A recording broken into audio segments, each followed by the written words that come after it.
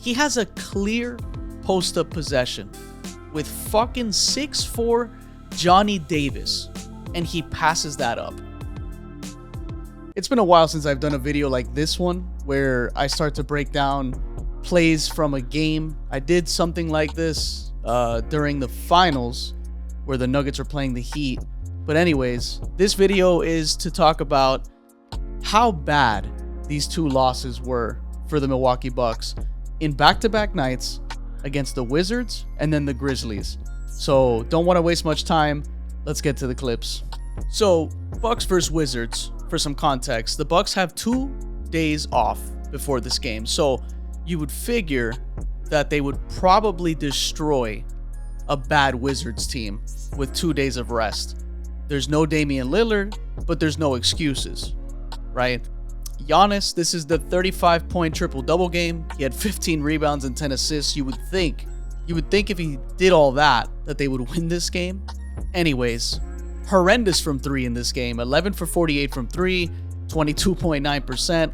Why are they shooting 48 threes against an inferior team that's 23rd in fouls per game, that also has no answer for opponent points in the paint? They're literally 30th in opponent points in the paint. So why is Brook Lopez getting 2 total looks at the rim? Look at this shot map, okay? What the fuck is this? 4 total looks in the paint?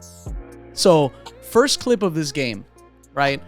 Just a minute into this game, Pat Bev, who I love, is a great addition to this team.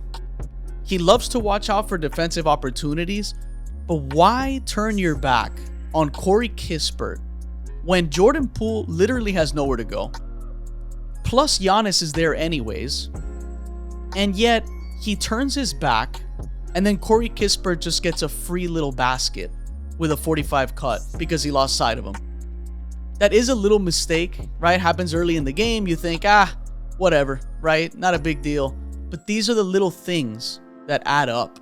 Those are the little details that over the course of a game are going to matter, especially when the game is tight towards the end, when you start to add up all those little mistakes that led them to that loss. So we get this missed 3 by Patrick Beverley, right? Now, I understand the shot window, but you see the closeout.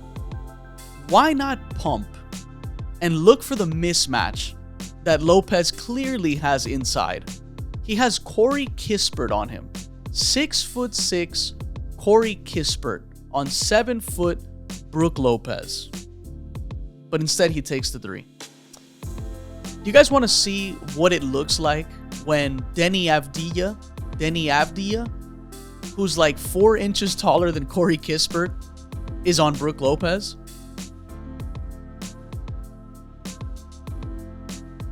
The guy's a hell of a player. He got barbecue chicken on him. Yes. Is he getting double?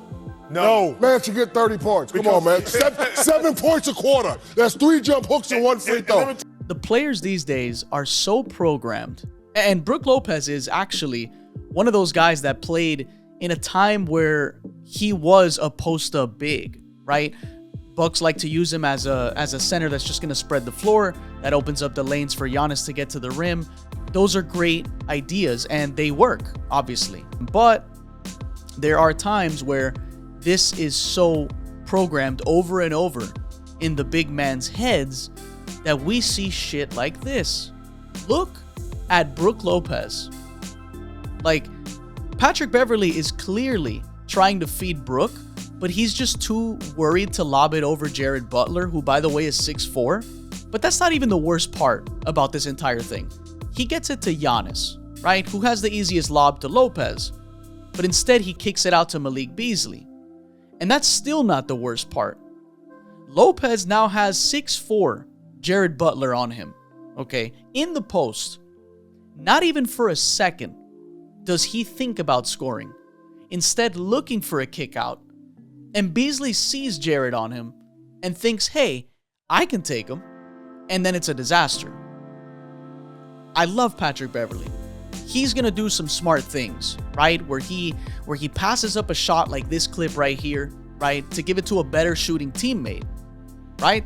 Obviously, this was the smart decision in this scenario. Middleton missed the three, it is what it is. But then he'll do something insane like this, where he just takes it down court in transition and gets blocked by Denny.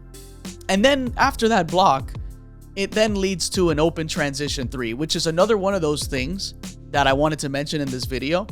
The Bucks' effort getting back on defense in transition, in this game specifically, and against the Grizzlies as well, it's just like, it's a joke sometimes. Look at this awful effort. After Giannis makes his free throw, by the way, 5 seconds left, which means that's an eternity in basketball. I think we all know that.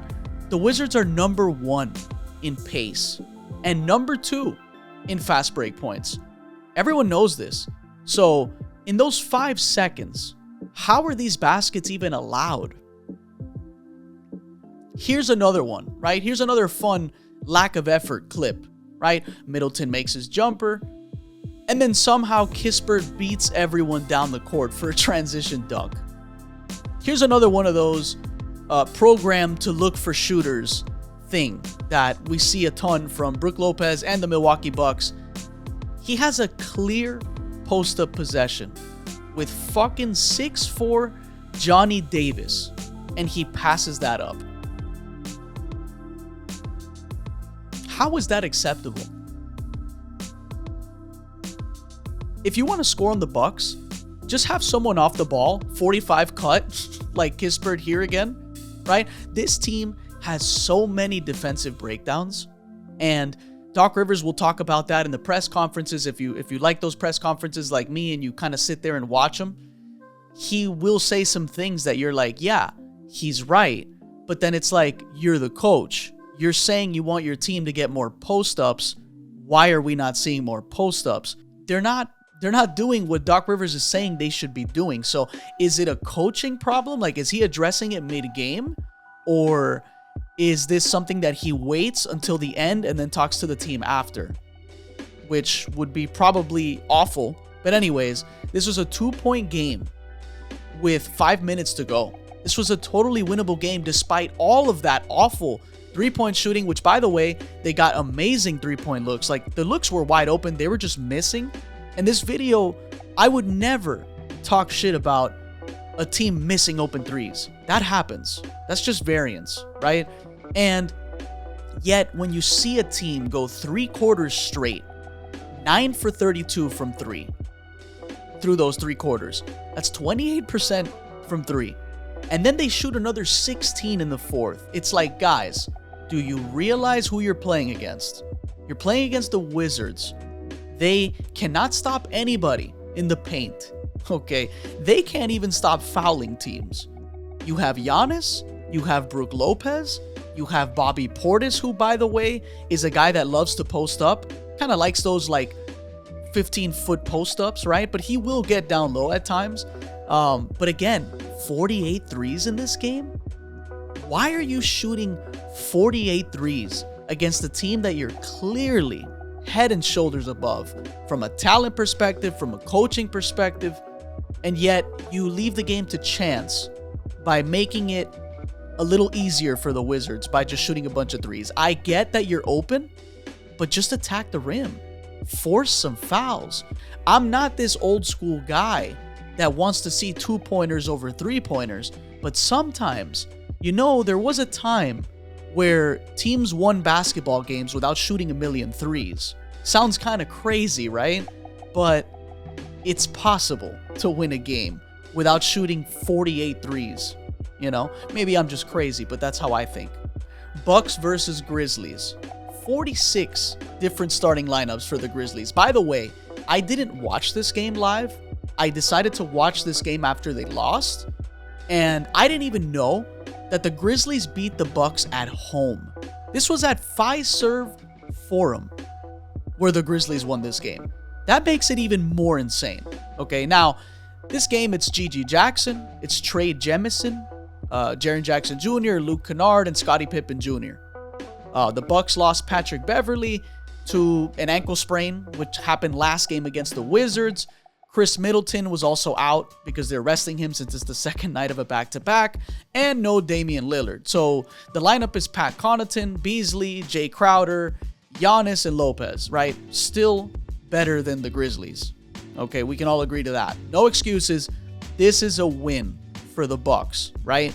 Now, they definitely seemed more locked in to start the game, but then we get a play like this. Can we stop with the Giannis 3-point shots? Nobody cares if Giannis makes 2 in a row. Nobody cares if Giannis makes 4 in a row. They're gonna leave you open forever. Why are you shooting these threes, Giannis? Why?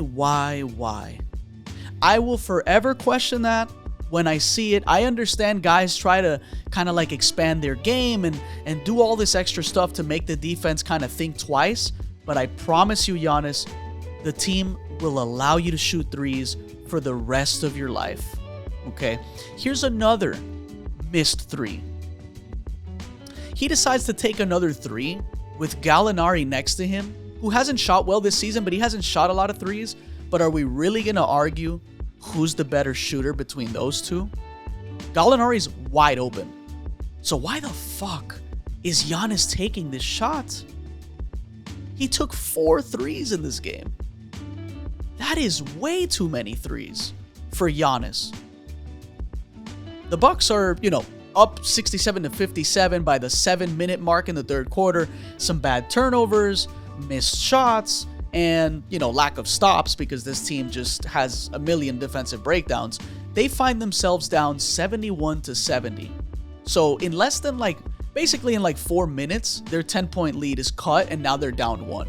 They're pretty much down the whole game after that, but it comes down to their defense and their lack of focus for me.